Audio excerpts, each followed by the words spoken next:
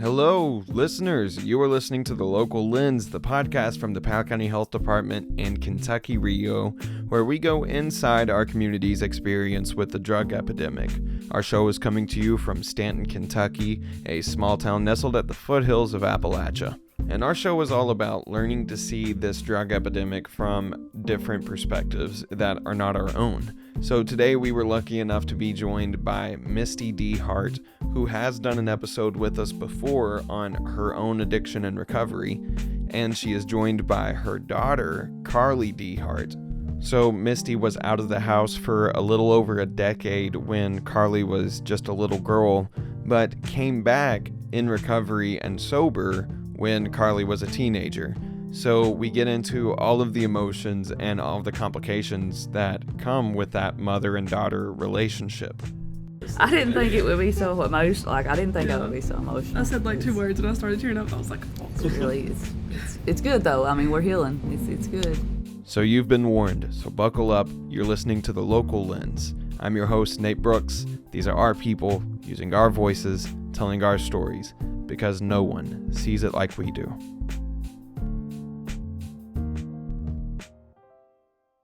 Would you guys introduce yourselves? My name's Misty Dehart. I'm Carlie Dehart. And Miss Leandra Knox is also in the room. And introduce yourself as well.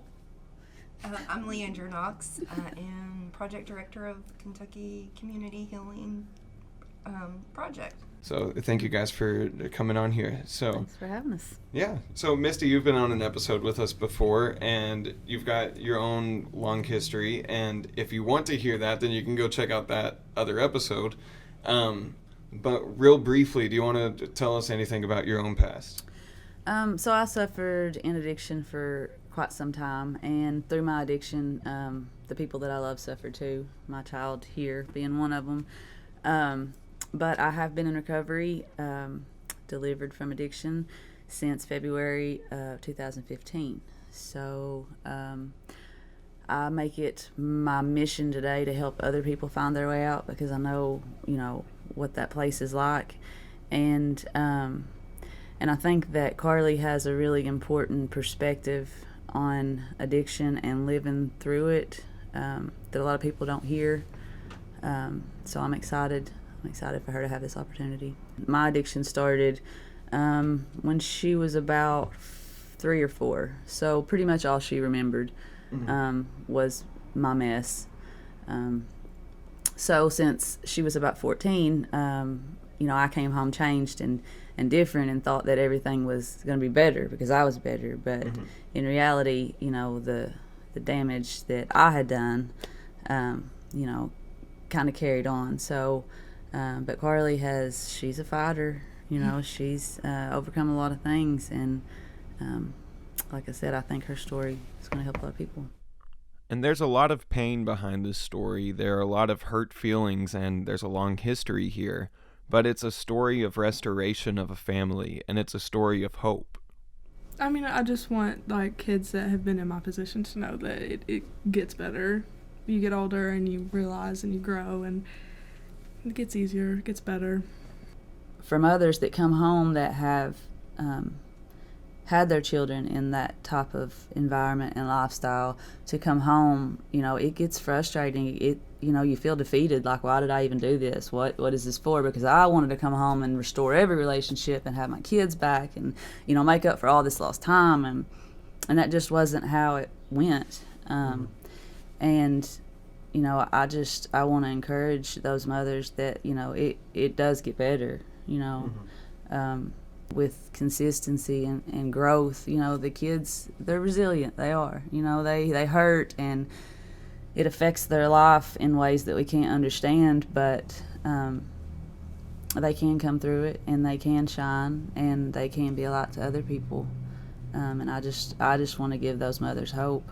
So you can imagine how it could have felt like it was these two versus the world. I'm sure in her mind that,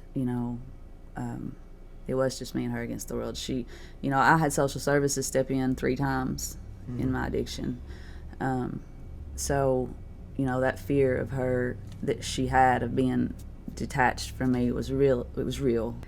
I was always really codependent on her whenever I was, like, a lot younger, whenever I was really little. Like, so, like, I lied for her a lot of the time. Okay. So, like, my family obviously knew that there was, like, a problem, but, like, I would never be like, yeah, she has a problem, she needs help. Like, that was my mom. Like, I was never going to let that happen. And so, like, school was always really hard for me. I would stay up a lot of nights because, you know, I'd be scared that she wasn't going to wake up. I would sleep with her, and I would, like, sleep with my hand on her belly just so I could, like, feel it.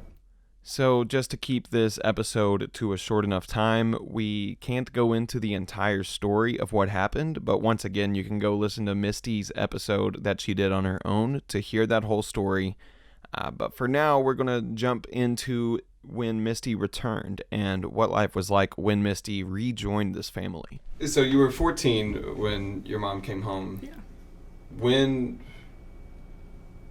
What was that like? That's a good place to start. It was an adjustment for sure. It was difficult, I guess. I had a lot of, like, resentment, I guess. I was bitter towards her, and I had a problem hiding that, so it was kind of hard. I was kind of hard on her when she first came home, but I guess I was just kind of scared. You know, like, I'd seen this happen so many times, like, get clean, come home, do better, right back. So it was just a lot to take in, I guess. Like, it still scares me. Like, I know that, like, that's never going to happen again, but it's still, like, a thought that I think of sometimes. It's been so long, but, like, it still, like, scares me sometimes. So it took a really long time for me to just be like, okay, well, she's good now, you know? Like, I can trust this. But Carlie wasn't the only one who struggled with this transition. I had to come to a place to forgive myself while I was gone, and that was a big step in my recovery. But coming home and seeing the destruction and the pain that I had caused to continue to try to not be shameful all the time, I think that was really hard for me, and that was something that kept me in my addiction for a long time, was shame, you know, because when I would start to feel those emotions of, you know, I've hurt the people that I love the most in this world, then I would go back, you know, because I couldn't handle that. So that adjustment of having to just deal with life and deal with these emotions and deal with, you know, what I have, that was hard. It was hard.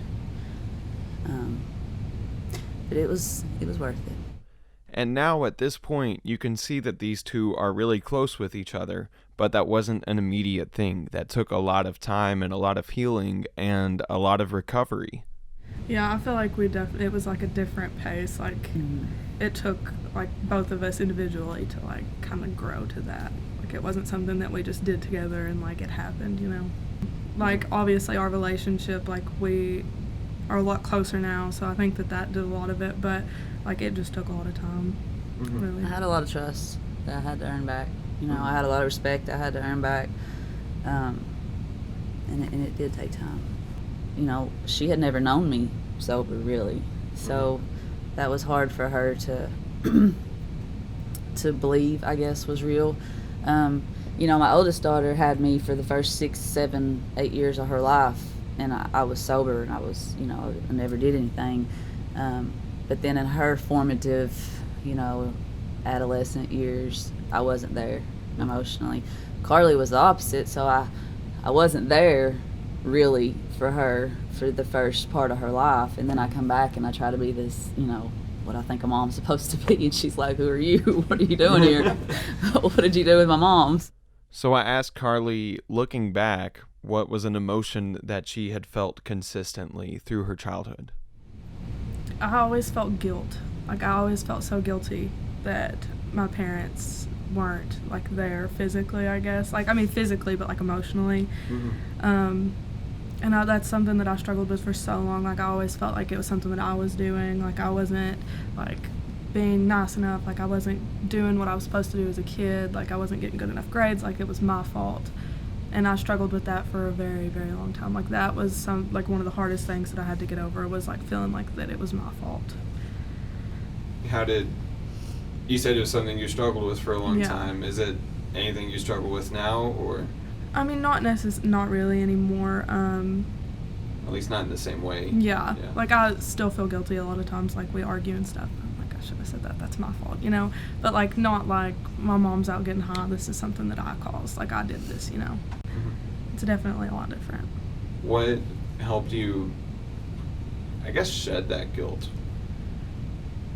Is it time? Yeah. Yeah. Time, therapy, a lot of just, I guess, I don't know, personal reflection. I had to think about it. Like, there's no way that my child self could be the cause of all this, you know? Like, What age did you start going to therapy?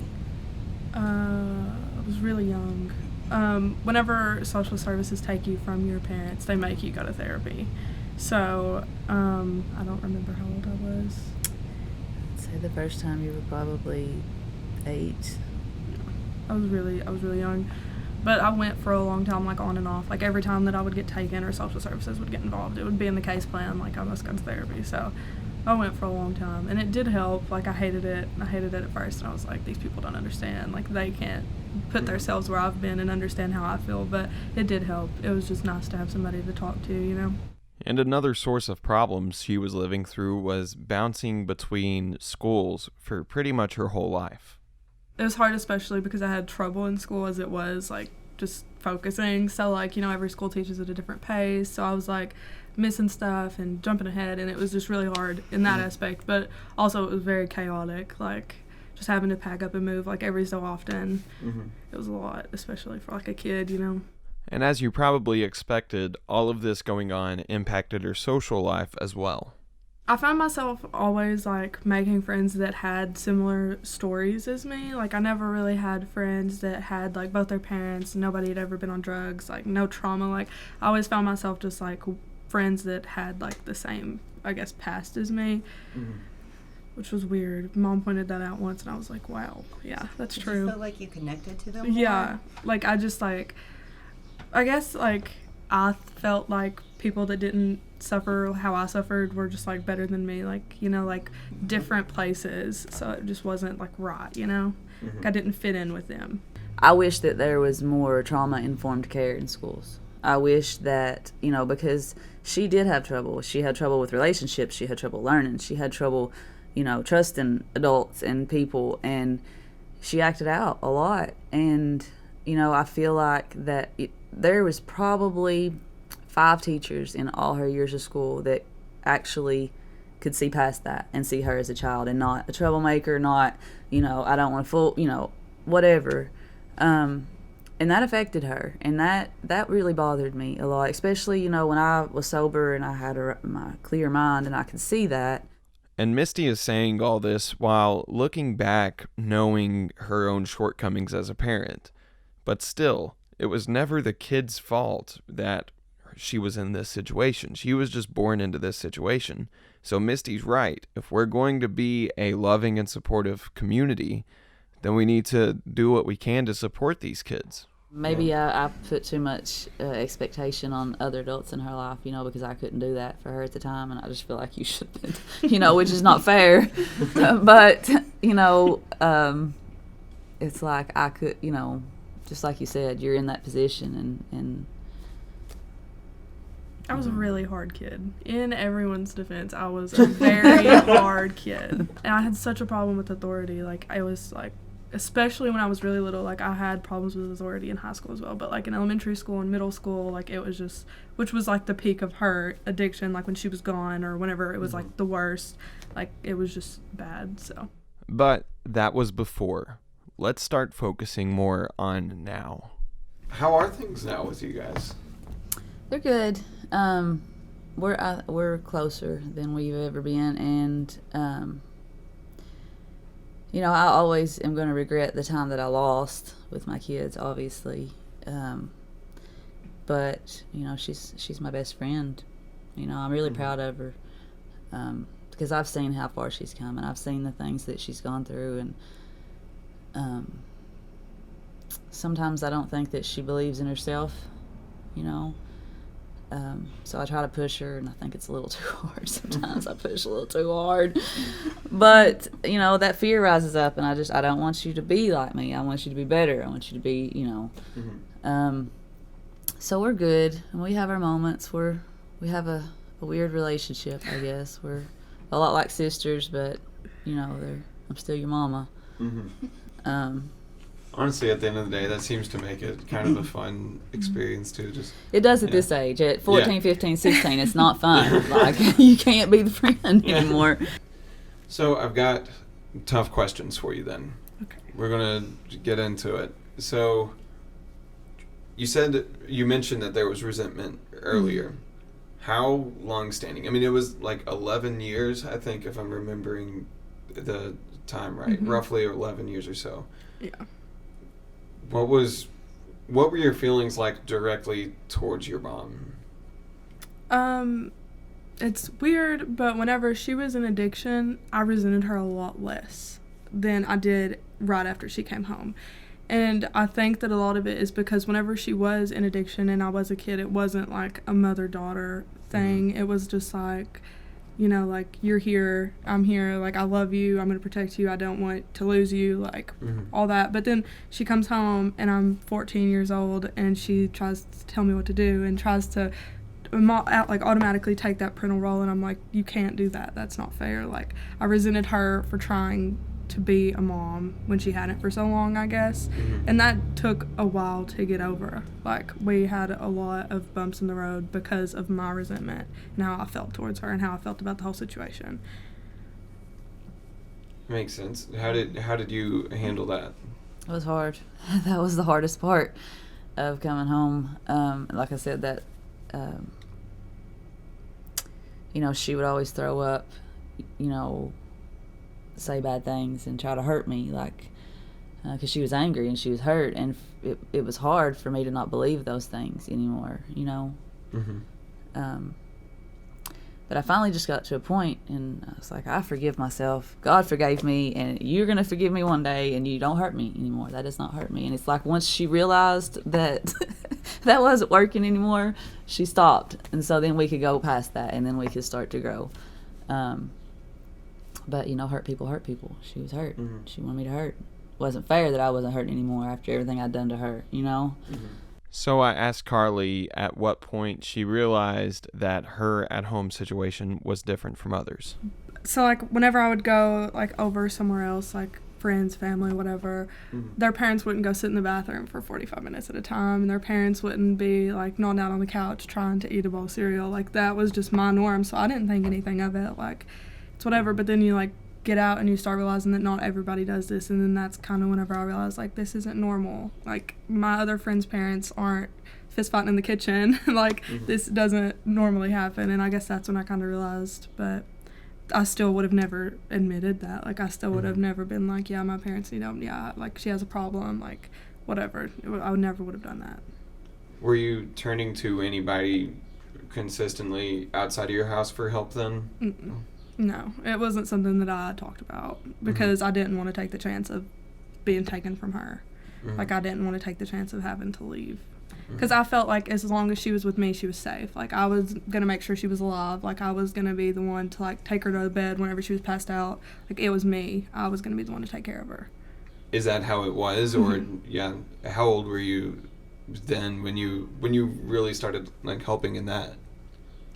It was around probably the first time I got taken away, so I was probably like 8, 9, something like that. I have a hard time remembering how old I was at, like, any point. That's fair, yeah. I mean, you were a kid. Yeah. So, yeah. Kind of like your roles were switched. Yeah. Were reversed. Literally. Roles were reversed. So when she was taken then, how did you react to that when she wasn't there? I hated everybody that was involved in it. Anybody that thought that it was okay, anybody that called and, like, reported it, anybody that had anything to do with it, I hated them. Wanted nothing to do with them. Does that make sense to you now? Or, like, looking back, does that surprise you or anything that you did that? I mean, it doesn't make sense. Like, obviously, like, looking back, I'm like, I mean, it's not their fault, but, like, in the moment, like, it made perfect sense to me. Like, that's my mom, how dare you? Like, what's going to happen now? Like, where's she going to go? What's she going to do? Like, that was my fear. Like, her and her safety, I guess. So, Misty, when you were in the middle of all this, too, was any of this reciprocated back towards Carlie? I mean, if I'm being honest, I was a terrible mom. I was selfish. I was sick. It wasn't a reflection of how much I loved them. It was a reflection of how much I didn't love myself. Losing them was the hardest thing that ever happened to me. I thought, up to that point that I had been through a lot of things in my life, or, whatever, but when they took them from me the first time, I lost a part of me. Like, I literally, it was hard. It was hard. And I never came back from that until I went to rehab. So for 5-6 years, I would get them home, but, all that pain and shame and, seeing what they went through, and I never came back from that. Did the memory of that help you through recovery, though, on the other end of it? So, people say you can't get sober for anybody but yourself, and I disagree with that. When I came home from treatment, I still, I forgave myself, and I was learning who I was, but it still wasn't enough to keep me sober. I came home for my girls. I came home and I said, I've done this long enough. They deserve a mom.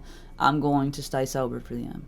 And probably for the first 2 years I was home, that was the reason I stayed sober. But, there came a time that it started to become for me, But in the beginning, they were the reason that I fought so hard. And I have to give them, I give God the credit, obviously, because He's the one that saved me, but they were my motivation. I think people do have that compassionate thing to do things that are hard for the sake of people around them. Mm-hmm. I think that's part of our social wiring as people, I think. So I used to tell them, I would die for you. I would die for you. And there came a time that, when I came home, it was like, I would die for them, but I'm going to live for them, because I have showed them, I have showed them how to be alive but be dead, to just exist. And I'm going to show them what it's like to be alive. I'm going to live for them. And that's what I did. I came home and I lived for them. I beat all the odds, to finish college after 10 years. The 2-year degree took me 10 years to get. I got it, I got into nursing school. I just keep fighting because I want them to know that they can overcome everything that they've been through. It's hard and it sucks that you had to go through what you've been through, but, you got a choice today. You can either, feel sorry for yourself and stay there and be pitiful, or you can stand up and you can help somebody else and move forward and learn from it. And I want to believe that I'm raising strong, independent, capable young women because of what they've been through.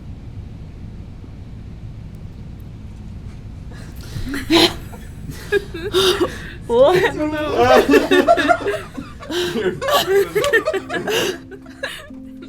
So I feel like I should clarify here that we were all laughing because everyone got emotional at what Misty was saying, and she just kept on saying emotional things. You can imagine what it's like to be in their situation, talking openly about how their family has gone through some really hard stuff and has healed afterwards. Well, let's get back into it. We're just about done. We're towards the end and wrapping up now. Yeah, and sometimes my mind would say, just like I think that she felt when I came home, you don't deserve to be happy. You don't deserve to have this freedom. You don't deserve to move on with your life when I'm stuck in this place because I can't trust people and I can't trust myself,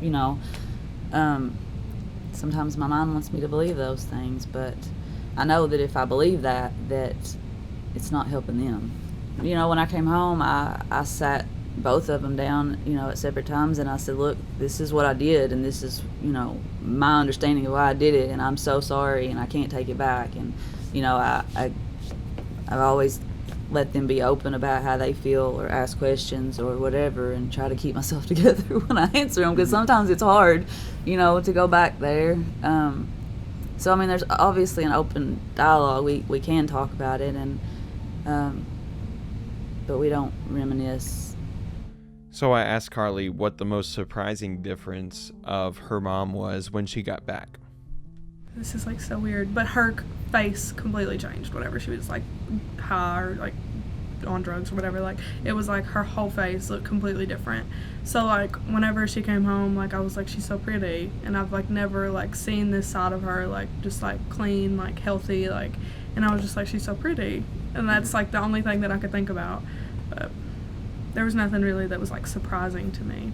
Let's see, Carlie, we'll start with you. If somebody gave you a megaphone and put you right in the center of town and everyone was there, you could address whoever you wanted to with this megaphone, what would you say to who? Oh gosh. I don't know. I would guess parents, especially parents that are addicts, that their kids are worth more. Like, the damage that they're doing to their kids is not worth what they're doing, you know? Get help. Like, do better, I guess. Mm-hmm.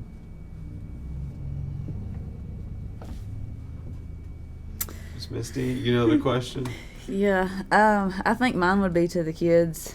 I think mine would be just to remind them that they are loved, and that, you know, like Carlie always internalized, that it's her fault, that it's not their fault. It has nothing to do with them. I think that I would want them to know that. Good. Well, that's, I think, where we're going to leave it today. Good, because I don't know how much longer I can hold this. That's okay. That's okay. So of all the episodes that I've worked on for this show, this one is just about the hardest one, because you could feel this tension in the room that, like, there has been so much growth and so much healing in this family, and there have been a lot of hurt feelings over the years. But I think you guys could hear that they've come through it. They have gone on their own pace and restored this relationship. So now try even harder than you have up until now to put yourself into either one of their shoes and imagine having to repair several of those relationships in your life. This is where we need to be more supportive as a community. This is where we need to accept people who have struggled with addiction and families of people who have struggled with this. Anyways, that is pretty much all the time that we have for this episode. Thank you guys so much for tuning in and for sticking with us through the whole thing. We really appreciate it. Also, a huge thanks to Misty and Carlie Dehart from Irvine, Kentucky, Estill County. We appreciate you guys being brave enough to come on and tell your story. Hopefully, it was a good experience for you guys. And also, I would like to thank WSKV for broadcasting the show. We really appreciate the help with everything there.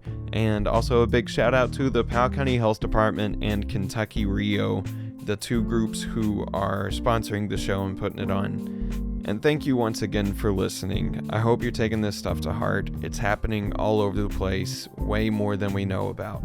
Thanks for tuning in. You've been listening to The Local Lens. I'm your host, Nate Brooks, and these are our people using our voices, telling our stories, because no one sees it like we do.